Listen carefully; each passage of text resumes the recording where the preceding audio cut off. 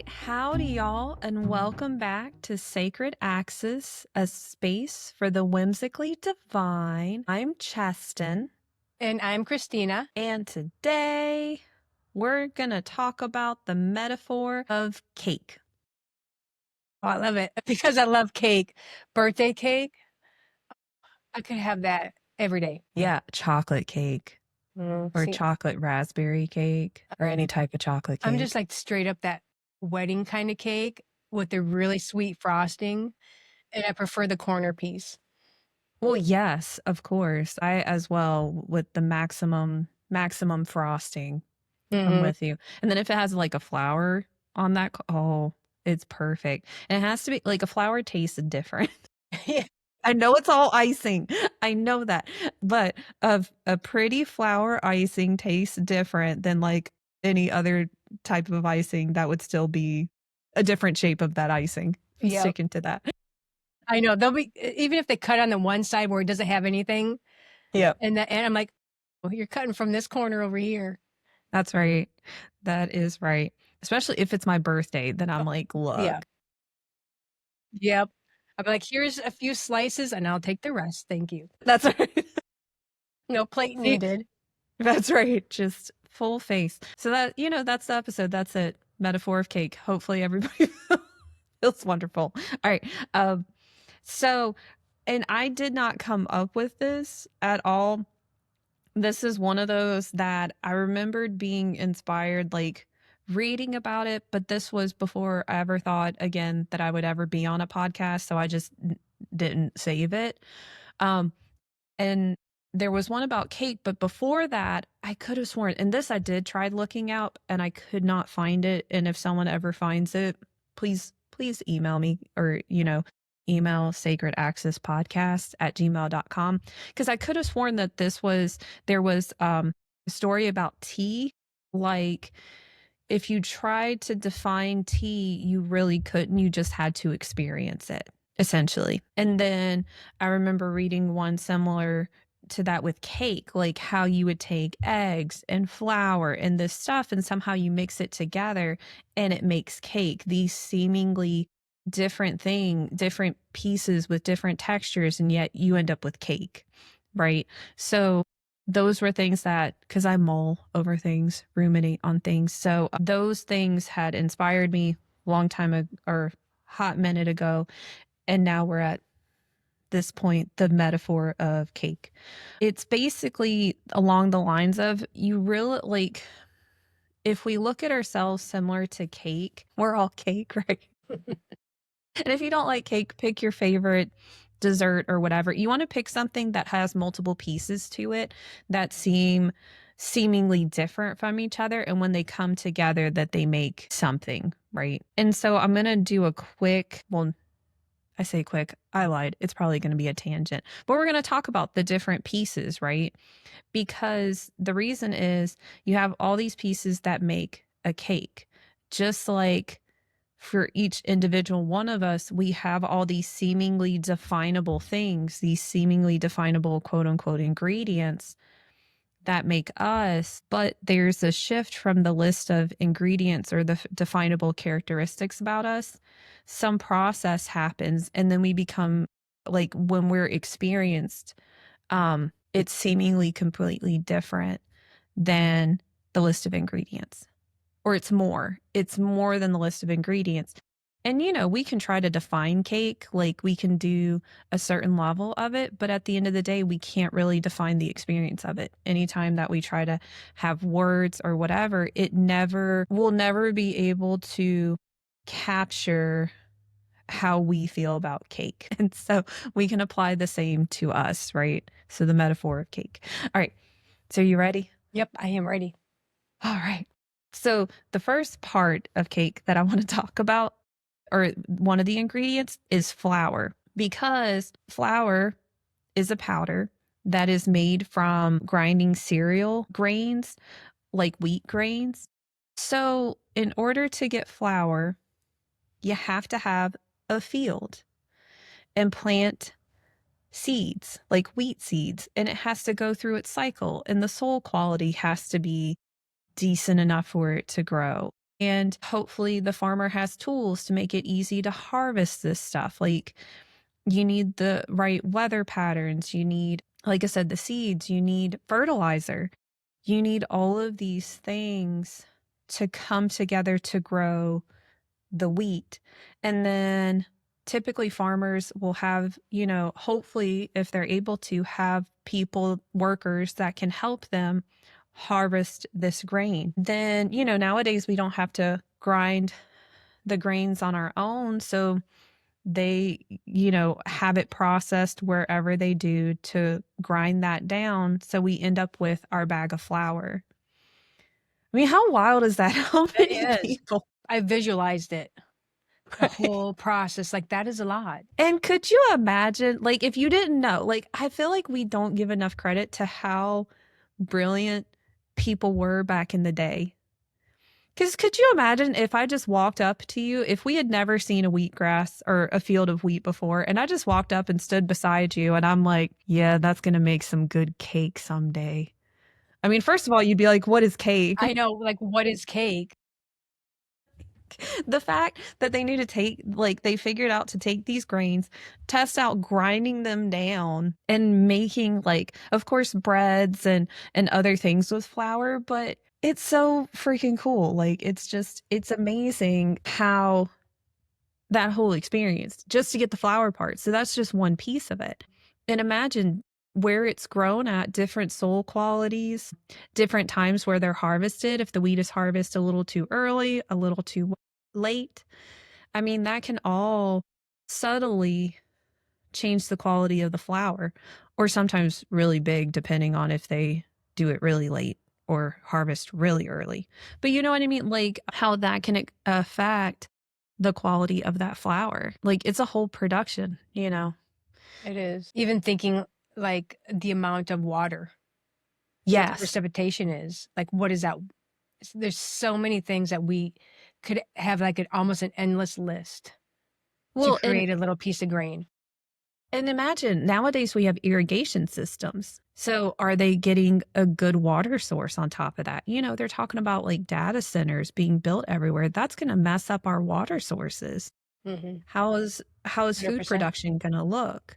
You know, our farmers are already suffering as it is. So food, so how's that going to look? But yeah, so you're absolutely right about the water. Like we rely on so many elements coming together to make flour. And that's just one piece of it. And that's not including like the trucks that have to drive it to the grocery stores and the employees working at the grocery stores and all that stuff, right? So it's a multi step process for us to have our happy bag of flour. And that's just one ingredient. That's just one. And I'm doing one of the standard, like I'm not gonna go through that with every ingredient because I know we could be here until, you know, tomorrow or something talking about it. But just to give an idea, because typical ingredients are gonna be flour, sugar, eggs, vanilla extract, canola oil, butter, salt, baking powder. The recipe that I was looking at is buttermilk. And then depending if you wanted to add other flavors to it, right? But that's kind of like a standard. I know nowadays they have like the 4 ingredient or the 2 ingredient cake, but you know, this is like you were talking about earlier, the birthday cake. Like this is typically what you're getting, these ingredients. And so then you have the canola oil, which is made from rapeseed oil and poor canola oil. It gets such a bad rep because it comes from a plant. Like it's from a plant. I cannot emphasize it is from a plant. You know what? It's a really healthy oil as long as you Mhm. know how it's harvested and if it's organic. It's a great Well, oil. even non-organic oils, it doesn't cause the problems that they claim with it. It gets a bad rap, and it's just unfair, and that's one of those it's crushed canola seeds that are slightly heated, and it goes through this whole process. I mean, I did not overly research all this stuff, to get all the ins and outs of it. But, taking these canola seeds and processing them in order to extract these oils that we then use to make cake. And don't get me wrong, like you make the good point too of like depending on, did they harvest it too early? Did they harvest it too late? What's the soil quality of the area? What are all those aspects of it? Because that it can make a difference in subtle differences in taste. I don't notice huge differences, but I've got friends who have more refined palates than me, and they can taste something and tell you all the ingredients that are in it. It's the coolest thing. I can't do That's that. cool. I'm just like, it's cake and I like it. It's delicious. So, just in case anybody's like, no, also this makes a difference and the position of the moon makes a difference and this, that, and the other. It's like, I get what you're saying. I can't taste that, but I believe what you're saying. Yep. Like, I'm not arguing that. I just didn't think to talk about that stuff, right? So you got the canola oil, then you have the granulated sugar. So that's extracted juice from sugar cane and it's boiled to thicken and then evaporated to crystallize. And again, they do other stuff to further process it. So again, you're back to like farms. We're mentioning so far everything we've talked about. It deals with farms and agriculture. Huh. Imagine that. Yep. Food. Something that's important. So the farming to grow the sugar cane, and again, the farm equipment to harvest it. And depending on, if it was harvested too soon, too late, what was the soil quality, all the things, fertilizer, all the intricacies of whatever it takes to get to the point that you've got your granulated sugar at the grocery store. It's a huge production. And so again, you can, and the only other one I'll go into a little bit of detail with is because I think it's just neat and I didn't know this, is that baking powder. I did not know this. So baking powder is a mixture of a carbonate or a bicarbonate along with a weak acid. And it typically has a little bit of something like cornstarch in it too. But baking powder, it increases the volume and it lightens the texture of cake. I was just thinking, like, who back 200 years ago when they were making bread, did they have Right. baking powder? So What apparently it did was in the 1800s when it's like 18 something Yeah. something. So in the 1800s was when I think it was the scientist who came up with it. So it was around that time period because with breads it was relying on the yeast from my Okay. understanding to do Yep. that stuff. So by having the baking powder, you don't have to rely on the yeast to get that effect. Gotcha. That makes Which I know that with red velvet cake, instead of doing baking powder, if I'm remembering it correctly, instead of doing the baking powder, you end up doing the acidic mixture yourself of vinegar and baking soda. So you end up creating that mixture instead for the red velvet cake recipe that I know to make. That's more of like your buttermilk recipes and stuff like that, or some of them like that you can find that. So, and imagine with that, you've got way more components to it because you've got someone that's got to like make the bicarbonic thing. Then there's the production of the weak acid. Then there's the production of cornstarch. Here we are again, our agricultural system. Imagine that. We need our farms, our farmlands, our farmers, our our water. agriculture, our water. We need clean water sources. Like, not having pollution would be nice too, right? That's actually the icing on the cake. You said cake. Exactly, right? And so, all these ingredients, along with, again, butter, eggs, vanilla extract, salt, buttermilk, all these things come together. Again, I think I have taken for granted before of just knowing this, right? But someone had to like test it and experiment with it and try combining different things and what did that look like, right?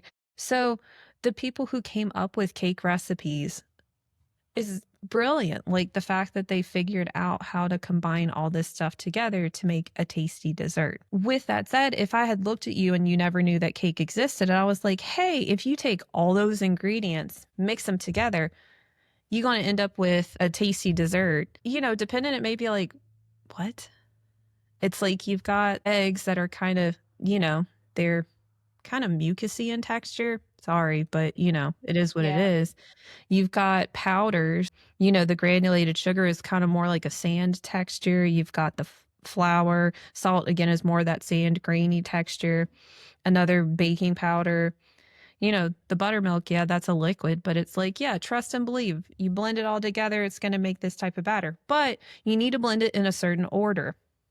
And not just that, but you need to combine certain ingredients, like, I think it's combining the butter and the sugar, and you wanna, uh, blend it for a while to create a certain texture, a certain consistency before you add the other stuff. So it's not just like, put all these ingredients together, pop it in the oven, and, you're done. No, there's an order to it on top of all the other stuff. Like, we greatly benefited from all that work and all that trial and error.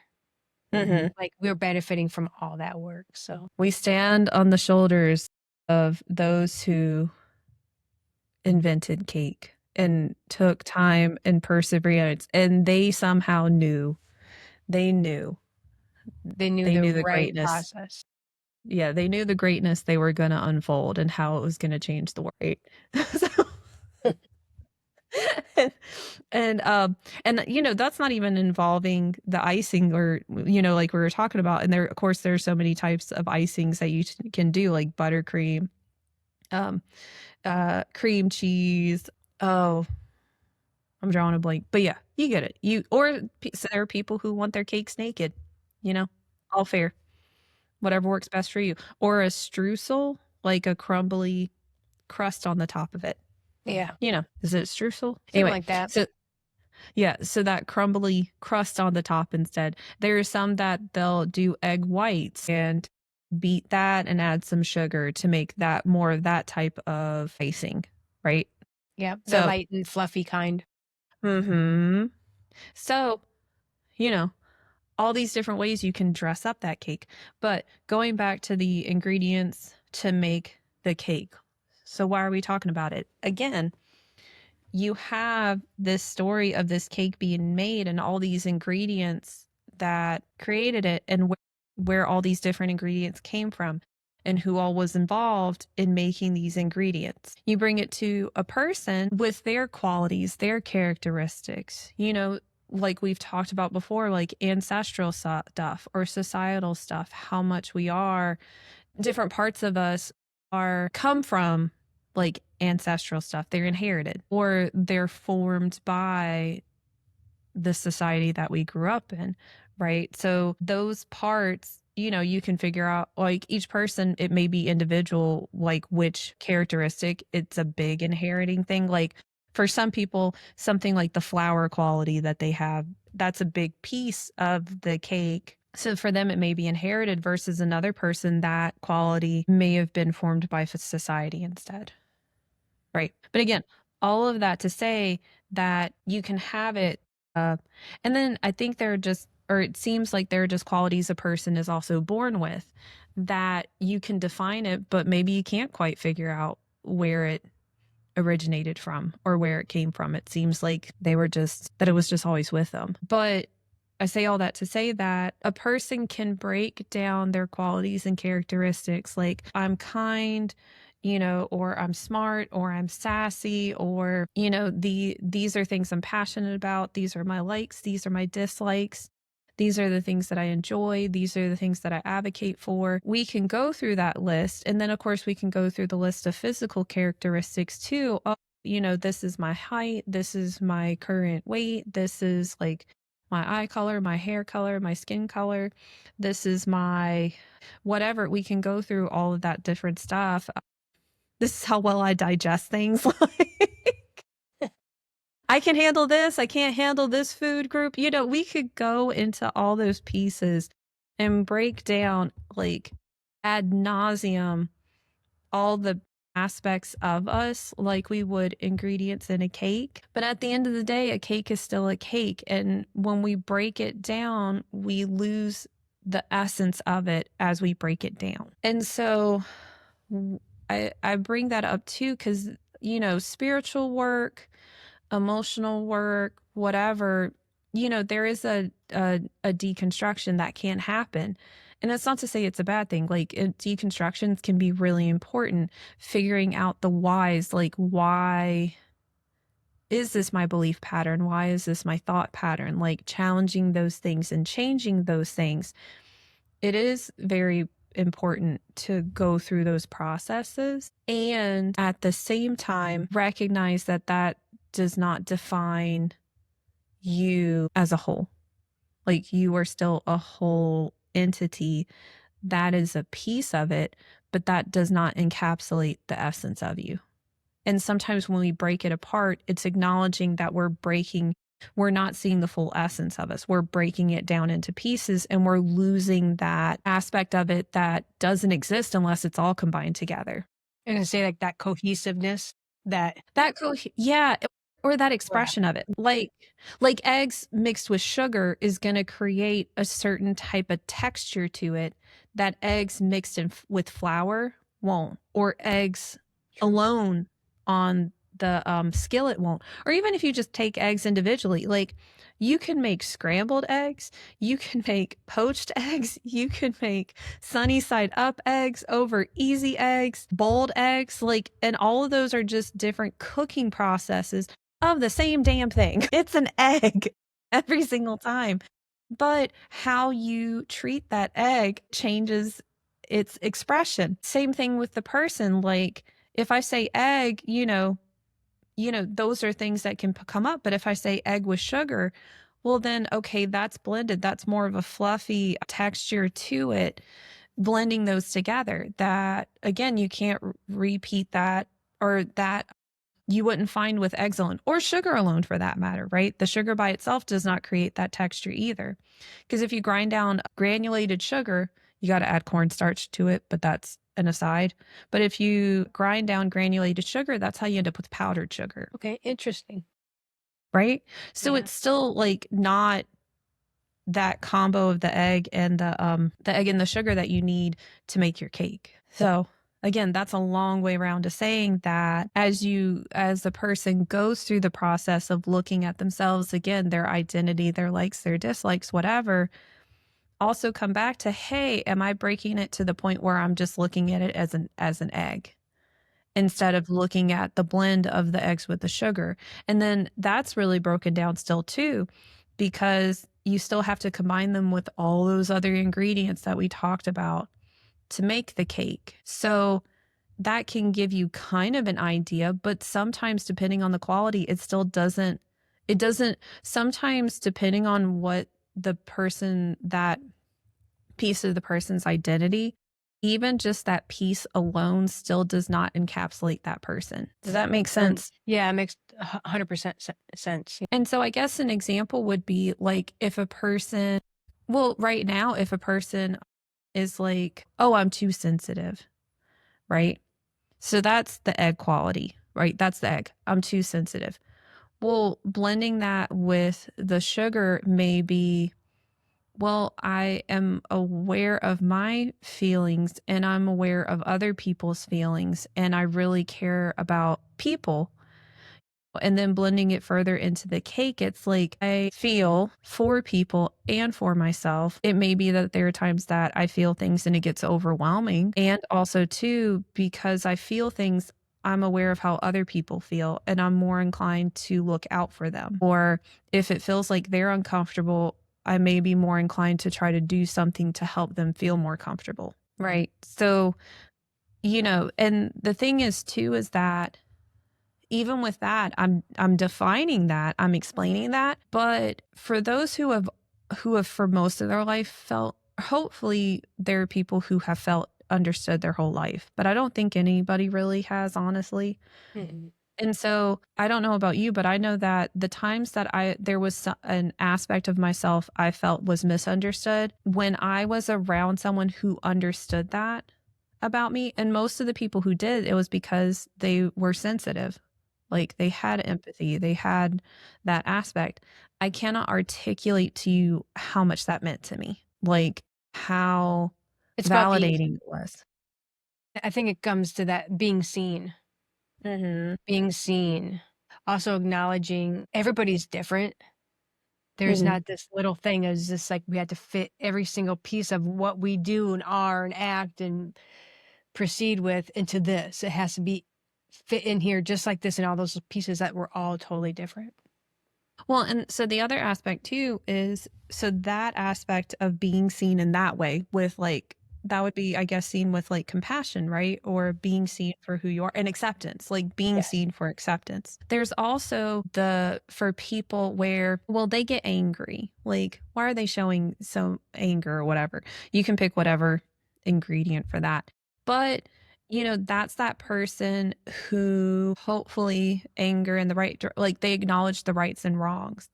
So they see the injustices happening and they're the person that hopefully is more inclined to advocate. And, so again, I know that the times where I have shared a story where I was wronged, and sometimes I didn't even realize that I was wronged, but I'm sharing the story, and the other person was like, that was messed up. They should not have treated you like that. And they got angry for me. Mm-mm. It felt so validating.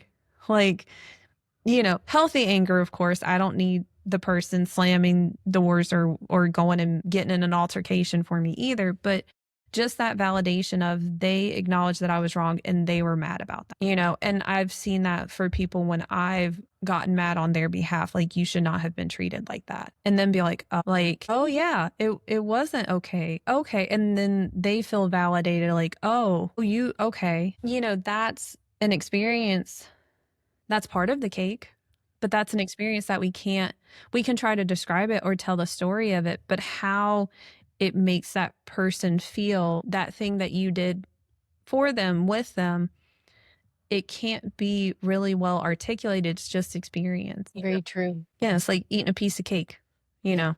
We can try to describe it, but we can't articulate this experience, especially if it's a good cake. It's Yep. just like, It's like you it's that have to feel that yourself.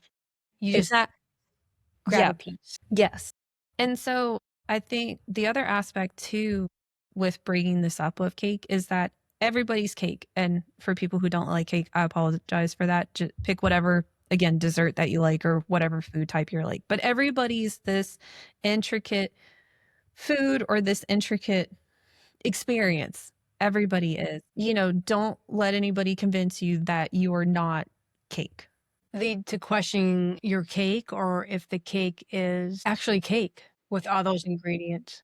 I mean, that's a good point too. I mean, figure out what your dessert I guess that could be a whole identity thing, right? So, Yeah. because some people may not feel like they're cake. Some people may feel like they're tiramisu, or some people may feel like they're more of a Danish Pastry, thank you, a Danish pastry or a bear claw or whatever with it, right? brownie.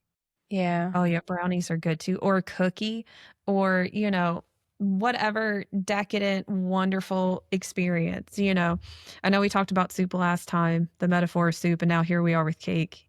I like food. Food is substance. Food is Creates substance. energy for everything. It does, and joy, right? Well, and I think that's the thing too, because the reason I give the example of cake is it can be sustenance, and also it can be so joyful, and like it feels special. Like, because like you were talking about earlier, birthday cake, like we view cakes as celebrations. They're typically used as markings of celebrations or special events or treats or whatever. And that's why I'm using it as the metaphor for people is that every single person is a special experience, a special type of cake. And don't let anybody convince you otherwise. Like, I think that there are people in life who are like, you know, it's almost like they're convinced or someone tried to convince them that their flavor of cake is wrong or inappropriate or whatever. And it's like, no, be your individual cake experience. Like your cake. Don't let anybody convince you you're not cake. You're a wonderful Yeah. special occasion. It's like I enjoy the experience of you. It's like every time there's cake involved, it's an extraordinary experience. It's Right? something to be celebrated. Yes. And the thing is that everybody may have their favorite cake or their favorite top list of cakes. And it's okay if your flavor is not on that person's list. there's going to be plenty of people that your flavor of cake is their top experience. So you go to those people. Don't, just because you're not a person's favorite flavor doesn't mean anything. It's Yeah. an opinion, Yep. you know? Agreed. And I think it comes down to, and I'm glad I wrote this down before, because yeah. But basically, with the reason I like the cake metaphor too is, and applying it to a person is, you can try to break down your components, but remember those breakdowns may not resemble your end result. And explaining these components, and even explaining the process of these components, or explaining the process of how things are assembled, it won't ever fully define the experience of you. You like that? So, yeah, celebrate being cake. Yeah. And then, of course, you can add layers to it. I still like using onions as my example for layers in life, the great Mhm. philosopher Shrek. But you know what? We can also enjoy, as Donkey added, cake's got layers too. So, Yep. and everybody loves cake. Yes, they do. And if someone doesn't like your cake, you can take it elsewhere. Don't change your recipe for a person who doesn't appreciate the experience. That is all I got. The essence of you. If you try to break down yourself into components, it takes away the essence. And it's like, if we try to define the essence of cake, we can't. It's an experience. And you are also an experience that can never be fully defined. And I don't think it can ever be fully understood. And I think sometimes just embracing that, there are aspects that are just unknown about the experience or undefinable about the experience. And people who want you in their life and celebrate you honor that, because they and they'll honor that in themselves. We all have that. Like, we all have aspects of ourselves that we just can't, I don't think we'll ever be able to define. And the people who are intent on misunderstanding or judging, they'll pick at those parts. But again, it's not meant to be defined. So, could you imagine going up to someone and it's like, well, what is cake? And you list all the ingredients and you go through the process of, this is how it's all made together. Well, yeah, but what is it? Like, and then you explain, like, well, this is how I feel with it. Yeah, but what is it? That's not a good enough explanation. That's stupid.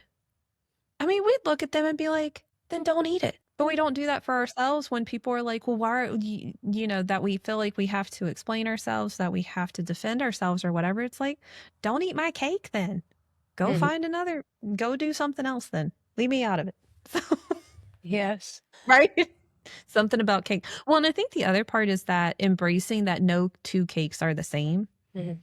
Like, you can have that they technically have the same ingredients, but from what we described earlier about the whole process of where all those ingredients came from, like the different farms, the seeds, all that stuff, they all change it subtly, but it still is all a change of that experience somehow, whether it's the flavor of it or the texture of it or whatever. If you let baking powder sit too long, it does have an expiration date, and it doesn't do quite as well with increasing the volume if it expires. So, that aspect of no two cakes are the same. Like, and they never will be, because their essences are different. They had different experiences and people who prepared them, whole different walks of life. And so you can have seemingly the same ingredients as another person, but your expressions may be different. Or even how those ingredients came about could be different. So we can't be uniform. It's not going to happen. Just doesn't work. It's impossible. It's impossible to have the same cake twice. It is. Everyone was made at a different time in the day by a different person. It's Mhm. just yeah. Well, and even if they're made side by side, it's still a different experience. Yep. One was more. Yeah, everything is off. It's all different. Yeah. The philosophy of cake. Alrighty. Well, that's all I have. All right. So, celebrate being a wonderful cake and celebrate the essence of you and people who say they enjoy you. Anybody who feels like people are lying when they say they enjoy their company, chances are I would believe them instead. They're not appreciating their essence. And it's almost like not appreciating their inner cake. The people who enjoy their company, and who are hanging around them, it's because they enjoy them. And we're talking about healthy relationships with all of this, you guys. Like, I mean, let me add that real quick. When I'm talking about all this stuff, I'm talking about like healthy dynamics, healthy relationships, that sort of thing with that. Because, of course, we don't want someone who's just going to take our cake and run off or try Mm-mm. to gobble up all of our essence either. That's a whole different thing. Yes. Celebrate your cake. All right. So thank y'all so much to tuning in to Sacred Access, a space for the whimsically divine.